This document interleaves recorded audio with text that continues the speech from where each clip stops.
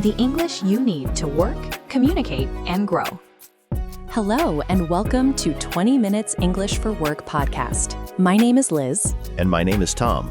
This podcast is for you who understand English, but sometimes freeze when you need to use it at work. Maybe you know what you want to say, but when it's time to talk to your boss, the words disappear. Maybe you worry about sounding unprofessional. Maybe you're afraid of making mistakes. Or maybe you think your English is not good enough. Let us tell you something important. You don't need perfect English to communicate well at work. What you need is simple, clear, real English, the kind people actually use in meetings, updates, and conversations with their managers. And that's exactly what we practice here in just 20 minutes. In today's episode, we're talking about something very real and very common, giving updates to your boss. How do you start the conversation politely? How do you explain progress? How do you talk about problems without sounding negative? And how do you ask for decisions or recommendations with confidence? First, you'll listen to a realistic dialogue, just like a conversation you could have at work tomorrow. Don't worry if you don't understand everything the first time. That's normal. After the dialogue, we'll explain the phrases step by step, talk about vocabulary, and share cultural tips from real work environments. So take a deep breath. Relax. You're not alone in this journey. Subscribe to the channel and practice English for real work situations with us every day. And tell us in the comments where you're listening from. We love reading your messages. Now, let's begin. Hi, Rachel. Do you have a few minutes? I'd like to give you an update on the project if now is a good time. Hi, Mark. Yes, this is a good time. Thanks for asking first. Please go ahead. Great, thank you. I'll try to be clear and keep it organized. I want to talk about our progress, a small challenge we're facing, and one decision we need to make. That sounds perfect. I appreciate structured updates. Let's start with the progress. Sure. So overall, the project is moving forward as planned. The team completed the initial research phase, and we're now transitioning into the execution stage. That's good to hear. When was the research finalized? It was finalized yesterday afternoon. I reviewed the full report this morning before this meeting. And how does it look? Are you comfortable with the results? Yes, I am. The findings are consistent with what we expected. There are a few minor adjustments needed, mostly formatting and clarification, but nothing that affects the main conclusions. That sounds manageable. Do you need support from anyone else to finalize those adjustments? No, I think the team can handle it internally. I already shared my comments, and they're working on it now. Perfect. And in terms of timing, are we still aligned with the original schedule? For the most part, yes. We're still on track, but next week will be critical. Some tasks are very close together, so timing will be important. I see. Which tasks are you most concerned about? The design review is the main one. We're waiting for feedback from the client, and without that feedback, the team can't move forward. Have we already reached out to the client about this? Yes, I sent a follow-up email yesterday afternoon. I kept the tone polite and clear, asking if they could share their feedback by tomorrow. Good. And if they don't respond? If I don't hear back by tomorrow morning, I plan to call them directly. I think a quick call might speed things up. That's a good plan. Sometimes a call is more effective than emails. I agree. Emails are useful, but they can get lost or delayed. Exactly. Please keep me posted once you hear back from them. Of course, I'll get back to you as soon as I have any update, even if it's just to say we're still waiting. I appreciate that. Regular updates help a lot. That's my goal. I want to make sure there are no surprises later. And you're doing a great job with that. Keep going. Thank you. That means a lot. Now, let's talk about the budget. Any issues so far? So far, everything is under control. We're within the approved budget, and expenses are aligned with our forecast. That's excellent. Do you expect any changes in the near future? Possibly. If the client requests additional changes after the design review, we may need extra hours from the team. I understand. That's often the case. Do you have an estimate of how much that could impact the budget? At this stage, it's hard to say. It depends on the scope of the changes. Small changes won't be a problem, but major revisions could require adjustments. Okay. In that case, let's monitor it closely and reassess if needed. That sounds good. I'll flag it early if I see any risk. Thank you. Proactive communication really makes a difference. I agree. It builds trust and helps with decision-making. Speaking of decisions, you mentioned earlier that there's something you need my input on. Yes, exactly. We need to decide between two options for the final delivery approach. All right. Can you explain the options again, slowly? Sure. Option A is faster and more cost-effective. It allows us to deliver on time with minimal effort, but it offers limited customization. Okay, and option B? Option B takes more time and requires more resources, but it gives the client more flexibility and a more tailored solution. I see. And based on your interactions, what do you think the client values more? Based on previous conversations, they usually value flexibility and customization. However, they've also mentioned concerns about deadlines. That's a tough balance. What's your professional recommendation? My recommendation would be option B, but with very clear communication about the timeline and expectations. That makes sense. Transparency is key in these situations. Exactly. If we explain the benefits clearly, the client can make an informed choice. I agree. Let's move forward with option B, but make sure the message is simple and direct. No problem. I can draft a short explanation and share it with you before sending it to the client. I'd appreciate that. I'd like to review it first. Of course, I'll send you a draft by the end of the day. Perfect. Is there anything else you'd like to discuss? Just one more thing. The team has been working extra hours this week, so I'm monitoring their workload to avoid burnout. I'm glad you mentioned that. How are they handling it? They're managing well for now, but I think we should be careful next week, especially if deadlines become tighter. I agree. Let's prioritize tasks and avoid unnecessary pressure. That's a good idea. I'll review priorities with the team tomorrow. Excellent. Thanks for being attentive to both results and people. Thank you. I believe both are important. Absolutely. Thanks for the clear update, Mark. I really appreciate it. Thank you for your time, Rachel. I appreciate your guidance. Anytime. And remember, you're doing great work. Thanks. That motivates me a lot. I'll keep you updated. Sounds good. Talk to you soon. Talk to you soon. Hello, everyone. Welcome back to 20 Minutes English for Work podcast. Today, Tom and I are going to help you feel more confident when you need to give updates to your boss in English. That's right. We know this is a real challenge for many professionals. You want to sound clear, polite, confident, and professional, but sometimes the words don't come easily. So first, we'll review the main phrases from the dialogue. Then we'll explain important vocabulary, and after that, we'll talk about cultural tips from real work environments. Don't worry if you didn't understand everything in the dialogue the first time. That's normal. You're learning, and you're doing great. Let's take this step by step. Phrase 1. Do you have a few minutes? I'd like to give you an update. This is a very common and very polite way to start a conversation with your boss. You are asking for permission and showing respect for their time. When you say, "Do you have a few minutes?" you are not demanding attention. You are giving your boss the option to say yes or suggest another time. Example, "Do you have a few minutes? I'd like to talk about the project status." This phrase works well in meetings, in the office, or even on a call. Another simple way to say this is now a good time to give you a quick update? Both versions are polite and professional. You should avoid starting with updates without checking first, especially with managers. Phrase 2. I'll try to be clear and keep it organized. This phrase shows professional awareness. You are telling your boss that you respect their time and that your update will be structured. It also helps you feel calmer because you are setting expectations. Example, "I'll keep it brief and clear." You can also say, I'll go straight to the main points. This is very useful when your boss is busy or when the meeting is short. Phrase 3.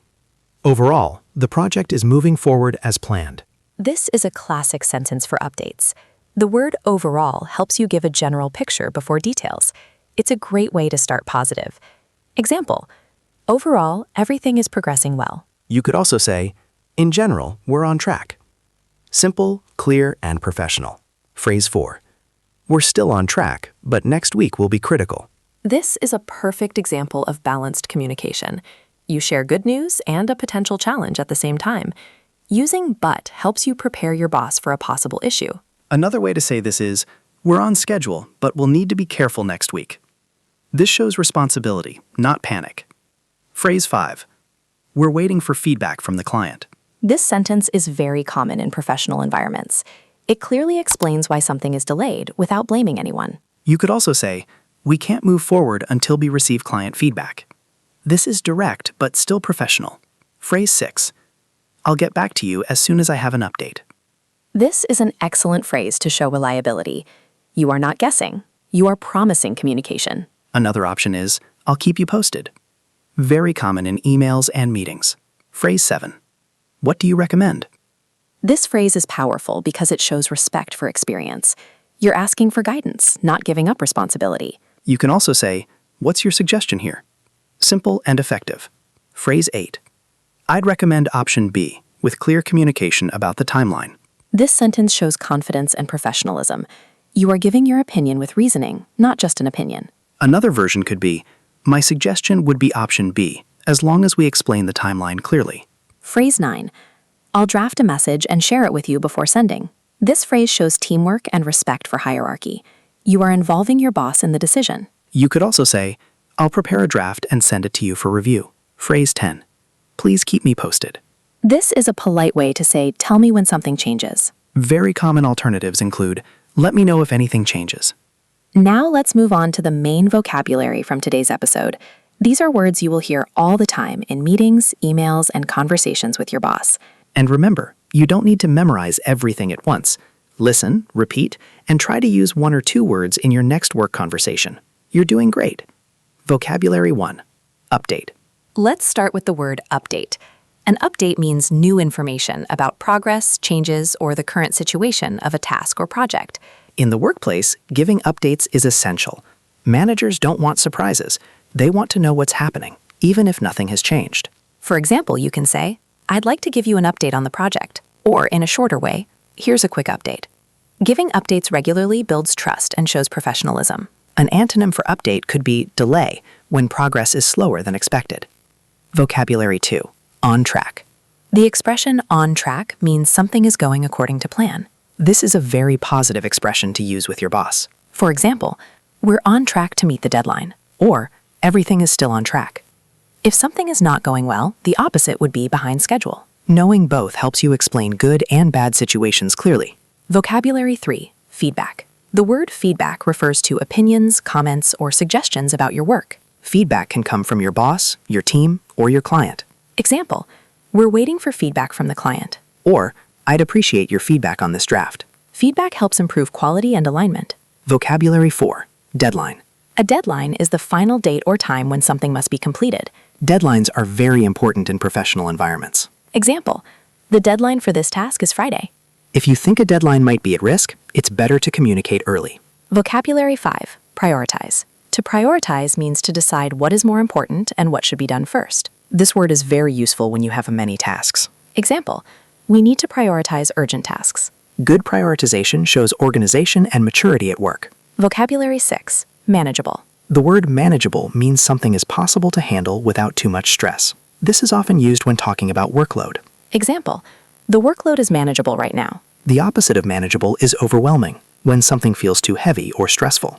Now let's really dive into cultural tips, because this is where many professionals feel insecure, even when their English is good. That's true. In the workplace, communication is not just about words. It's about expectations, tone, and behavior. One important cultural point is that managers usually expect regular updates, not only when there is a problem. Yes, many people think, if everything is fine, I don't need to say anything. But in many companies, silence can create worry. Saying something simple like, everything is on track, already helps your boss feel calm and informed. Another cultural aspect is structure. Updates should not be random. A good update usually has 3 parts: what's done, what's in progress, and what needs attention. When you organize your update this way, you sound professional, even with simple English. Tone is also extremely important. Even when there's bad news, your tone should stay calm and respectful. Instead of saying, we have a big problem, it's better to say, we're facing a challenge, and we're working on a solution. That shows responsibility instead of panic. Deadlines are another strong cultural element. Missing a deadline without communication can damage trust. Many managers prefer hearing bad news early rather than hearing excuses later. Exactly. Saying, the deadline may be at risk, is much better than staying silent. Another cultural habit is asking for input. Some learners think asking questions makes them look weak. But in reality, asking, what do you recommend, shows collaboration and respect. It also shows that you value experience and teamwork. Let's also talk about meetings. In many cultures, meetings are about alignment, not perfection. You don't need perfect English. You need clarity. Short, clear sentences are better than long, confusing ones. And finally, updates are about trust. When your boss knows you communicate clearly, they trust you more. And trust often leads to more responsibility and growth. So remember, simple English, clear structure, calm tone. You can do this. Keep going. Study English every day and learn something new.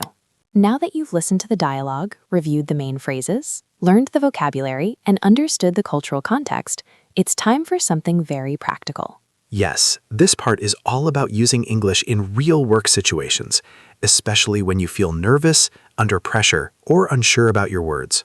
We'll share complete model sentences that you can use in meetings, calls, or emails. And for each situation, we'll also give you shorter versions for moments when your mind goes blank. As you listen, imagine yourself at work. Picture your boss, your desk, your meeting. This makes learning much easier. Situation 1. Starting an update politely. Let's start with the beginning. Many professionals struggle with how to start an update. A good start shows respect and professionalism. Here's a complete sentence you can use. Do you have a few minutes? I'd like to give you an update on my current tasks. This sentence is polite, clear, and very natural. If you feel nervous, you can use a short version. Do you have a minute? Or even, quick update. Short sentences are not rude. They're often very normal at work. Situation 2. Explaining general progress. After starting, you usually give a general overview. A very useful full sentence is, overall, everything is moving forward as planned. This reassures your boss immediately. Another complete option is, in general, the project is progressing well. And if you're nervous, you can say, everything is on track. Simple, clear, professional. Situation 3. Talking about tasks in progress. Now let's talk about tasks that are not finished yet. This is very common in updates. Full sentence example. I'm currently working on the report, and I expect to finish it by tomorrow. Another option. This task is still in progress, but there are no major issues. Short versions. I'm working on it. Or, it's in progress. Situation 4. Mentioning a small problem or risk. This part scares many learners. Yes, but remember, mentioning a problem early is professional. Full sentence. There's a small challenge we need to consider regarding the deadline. Or, there's a potential risk I'd like to flag early. Short versions for stressful moments. There's a small issue. Or, quick concern. Your tone matters more than perfect grammar here. Situation 6. Explaining a delay clearly. Sometimes things don't go as planned, and that's okay. What matters is how you explain it. Full sentence. We're slightly behind schedule because we're waiting for client feedback. Another option, the delay is related to external feedback, not internal issues. Short versions. We're waiting for feedback. Or simply, client feedback pending. Your tone matters more than perfect grammar here. Situation 7. Asking for guidance or a decision. Asking for input shows maturity. Full sentence, I'd like to get your input before moving forward. Another option, what do you recommend in this situation? Short versions, any suggestions? Or, what do you think? We've reached the end of today's episode, and you've just practiced something very important for your professional life. Today, you learned how to give updates to your boss using simple, clear, and professional English. You practiced how to start an update politely, how to explain progress, how to talk about challenges, and how to ask for decisions. You also learned useful vocabulary, common expressions, and cultural habits from real work environments. Most importantly, you saw that you don't need perfect English to communicate well. What you need is clarity, structure, and confidence, and those things come with practice. Think about your next meeting, your next email, or your next conversation with your manager. Which sentence from today can you use tomorrow? Tell us in the comments. We'd love to know. If this episode helped you, please subscribe to the channel and share it with a colleague or a friend. Study English every day, even if it's just a little. Keep going. You're doing great. Thank you for spending these 20 minutes with us. See you in the next episode. Bye for now.